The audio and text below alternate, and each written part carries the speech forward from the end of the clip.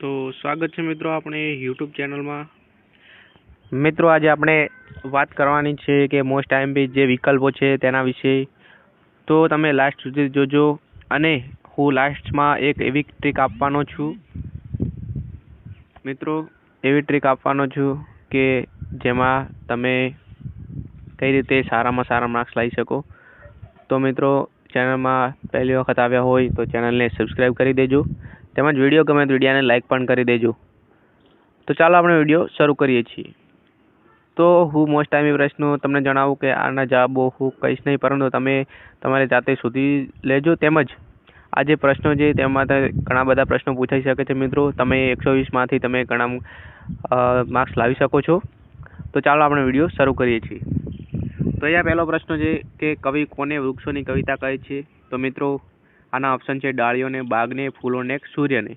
તો આમાંથી કોઈ પણ એક જવાબ તમારે કરવાનું છે, જે પણ જવાબ સાચો આવતો હોય તે। ત્યાર પછી આગળ વધીએ, બહેનનો પત્ર પાઠના લેખકનું નામ જણાવો। તો ચાર ઓપ્શન છે નીચે, મણિલાલ દેસાઈ, મણિલાલ પટેલ, મણિલાલ દ્વિવેદી, મણિલાલ। મિત્રો આમાંથી તમારે કોઈ પણ એક ઓપ્શન સિલેક્ટ કરવાનો છે। તો મિત્રો આ બે વિકલ્પ થયા। ત્યાર પછી બીજા પાઠના તમે જોઈ શકો છો કે સૂકા પર્ણો મુક્તકના કવિનું નામ જણાવો। ત્યાર પછી જાપાનનો કયો કાવ્ય પ્રકાર ગુજરાતી સાહિત્યમાં જાણીતો છે? તો તમે અહીંયા જવાબમાં હાઈકુ પણ લખી શકો છો, હાઈકુ આવે મિત્રો। ત્યાર પછી મૃદક શબ્દનો અર્થ દર્શાવો। તો આનો જવાબ તમારે લખવાનો છે, એટલે કે આ તૈયાર કરી દેવાનો મિત્રો। એક આ વિકલ્પ છે હિંડોલા ખાટમાં કોને પોઢ્યું છે? મિત્રો આ એક મોસ્ટ આઈએમપી ક્વેશ્ચન છે। ત્યાર પછી શ્રી કૃષ્ણની આંખમાં પાણીની ધાર જેવા આંસુ ક્યારે વહેવા લાગ્યા? આ પણ એક આઈએમપી ક્વેશ્ચન છે મિત્રો। ત્યાર પછી મિત્રો હરિવંશરાય બચ્ચનને વલ્લભભાઈને શેની ઉપમા આપી હતી? મિત્રો આ એક મોસ્ટ આઈએમપી વિકલ્પ છે, આ પણ પૂછાઈ શકે છે। ત્યાર પછી આગળ વધીએ તો આપણા દેશની ત્રિમૂર્તિમાં કોનો સમાવેશ થતો નથી? તો મિત્રો આમાંથી કોનો સમાવેશ થતો નથી તે તમારે જવાબ આપવાનો છે। ત્યાર પછી વલ્લભભાઈનો જીવન મંત્ર શું હતો? તો આ પણ મિત્રો એક આઈએમપી ક્વેશ્ચન છે।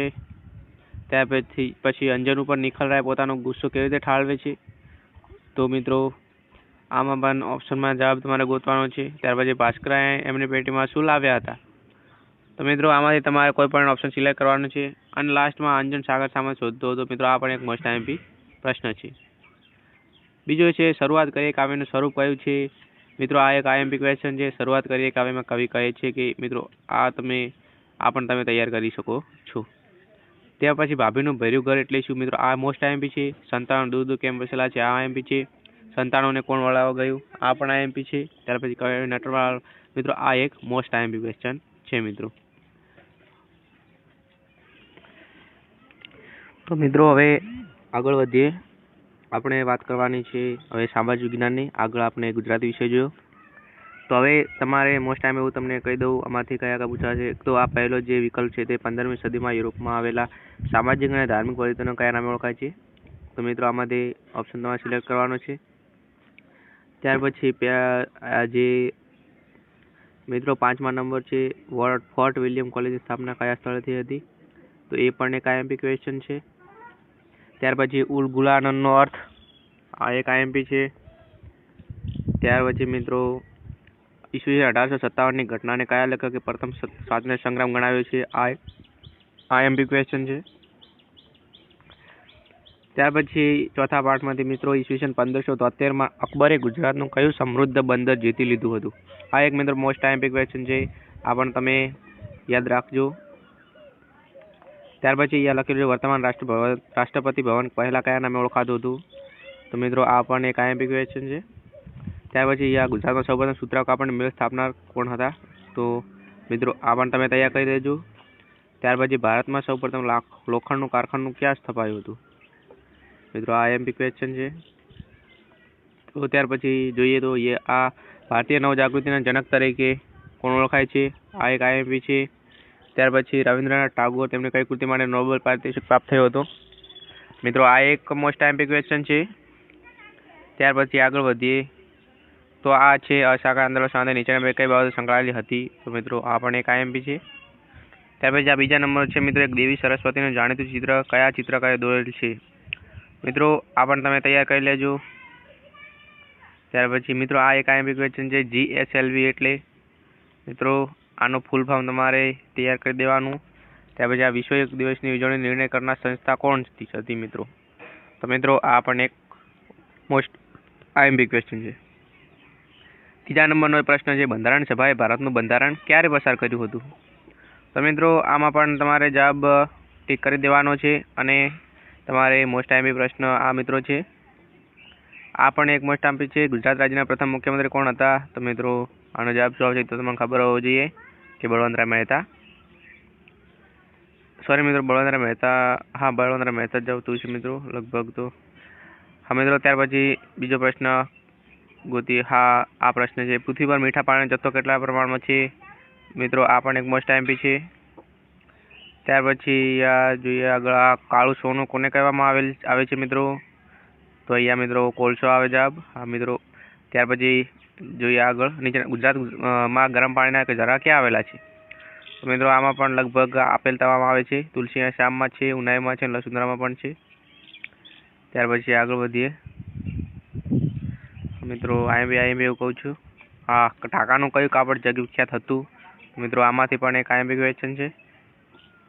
આગળ વધીએ, વસ્તીની દ્રષ્ટિએ ભારતનું પ્રથમ ક્રમાંકનું રાજ્ય કયું છે? વસ્તીની દ્રષ્ટિએ મિત્રો ઉત્તર પ્રદેશ છે. તો મિત્રો આઈએમપી ક્વેશ્ચન છે. કયા રાજ્યનો સાક્ષરતા સૌથી ઓછો છે? તો મિત્રો શિક્ષણનું પ્રમાણ ઓછું કયા રાજ્યમાં છે? તો જે પણ આવતો હોય મિત્રો. હા મિત્રો, તીડનો ખોરાક શું નથી મિત્રો? આ પણ એક પ્રશ્ન છે મિત્રો મોસ્ટ આઈએમપી.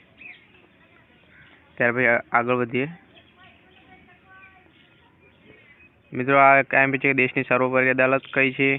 એ પણ આઈએમપી છે. ત્યાર પછી આગળ વધીએ મિત્રો, હું તમને કહેતો રહું મિત્રો, ટીક કરતા રહેજો. તો મિત્રો અહીંયા સંપૂર્ણ પૂરું થાય છે. તો મિત્રો તમે જેટલા પણ પ્રશ્નો કીધા છે તમે ટીક કરતા રહેજો અને તમે એક કમ્પ્લીટ કરી દેજો. મિત્રો હવે આગળ વધીએ. હવે બીજો મિત્રો તમને હવે ખાસ વાત કહેવાની હતી એક, કે મિત્રો એક મેં તમને પહેલાં વિડીયો શરૂ થયો ત્યારે પણ કીધું હતું કે એક સરસ મજાની ટ્રીક કહેવાનો છું કે તમે 120માંથી સારા માર્ક્સ કેવી રીતે લાવી શકો અને મેરિટમાં કેવી રીતે આવી શકો. તો તમારે સૌપ્રથમ શું કરવાનું મિત્રો, તમે ધ્યાનથી સાંભળજો કે તમારે ટાઈમ ના ખૂટવો જોઈએ, પહેલી વાત તો એ. અને ટાઈમ ના ખૂટે તે માટે તમારે શું કરવાનું છે? તો સૌપ્રથમ મિત્રો તમારે જે વધારે ગુણનું પૂછાશે મિત્રો, એટલે કે ગણિત અને અંગ્રેજી મિત્રો લાસ્ટમાં તમારે ટીક કરવાના છે. પરીક્ષાની વાત કરું છું મિત્રો. ગણિત અને જે ઇંગ્લિશ છે તેના પ્રશ્નો મિત્રો લાસ્ટમાં તમારે રાઉન્ડ કરવાના છે. અને એના પહેલાં તમને જે પહેલાં આવડે તે પ્રશ્નો મિત્રો તમારે કરી જ દેવાના છે. જો મિત્રો તમે વાંચવા બેસશો અને એક પ્રશ્ન વાંચતા વાંચતા તમે 1 મિનિટ કરશો તો તમારો ટાઈમ ખૂટી જશે. આ મિત્રો પહેલેથી કહું છું મિત્રો. અને બીજી ટ્રીક એ છે કે તમને જેવો પણ તમે ડાયરેક્ટલી તમે જો પ્રશ્ન વાંચો છો તો ડાયરેક્ટ તમારા 4 વિકલ્પો છે ને, જે વિકલ્પ સામે પહેલી નજર જાય એટલે કે તમને ડાયરેક્ટલી એવું લાગે કે આ વિકલ્પ આવી શકે છે તો મિત્રો એ પહેલે ટીક કરી દેવાનું. મિત્રો મૂંઝવણ ના પડવાનું કે કયો આ આવશે કે આ આવશે. મિત્રો તમને જેવું લાગે કે આ પહેલો તમને એવું લાગે આ છે તો એ જ ટીક કરી દેવાનું. તો મિત્રો તમે સાચા પડવાનો ચાન્સ વધી જશે. તો મિત્રો આશા રાખું છું કે તમને ટ્રીક સારી લાગી હોય. તો મિત્રો તમને વિડીયો ઇન્ફોર્મેટિવ લાગ્યો હોય અને સારો લાગ્યો હોય તો વિડીયોને લાઇક કરી દેજો. અને દરરોજની જેમ મિત્રો તમે ચેનલમાં નવા હોય તો ચેનલને સબસ્ક્રાઈબ કરી દેજો. મળીએ છીએ બીજા એક નવા વિડીયોમાં.